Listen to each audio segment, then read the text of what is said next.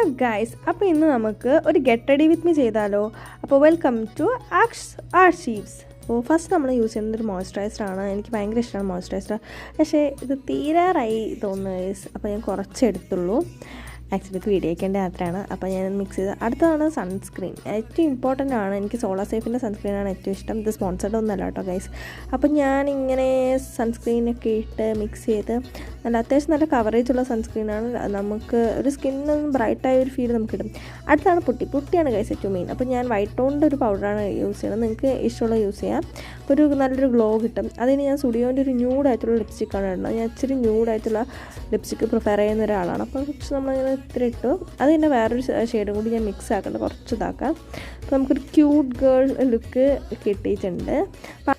അപ്പോൾ ഞാൻ ഔട്ട്ഫിറ്റൊക്കെ ചേഞ്ച് ചെയ്തോണ്ട് ആക്ച്വലി ഇത് ഫ്ലിപ്കാർട്ടിൽ നിന്നാണ്. നല്ലൊരു ഔട്ട്ഫിറ്റാണ്, നല്ല എലാസ്റ്റിക്, നല്ല അടിപൊളിയായിട്ടുള്ളൊരു ഔട്ട്ഫിറ്റാണ്. ഭയങ്കര കംഫർട്ടബിളാണ്. പിന്നെ ബാക്കിൽ ഒരു ബോ ഒക്കെ ഉണ്ട്. അപ്പോൾ ക്ലാസ് ഇന്ന് ഇത്രയേ ഉള്ളൂ. അപ്പോൾ ബൈ ബൈ ബ്ലൂമീസ്.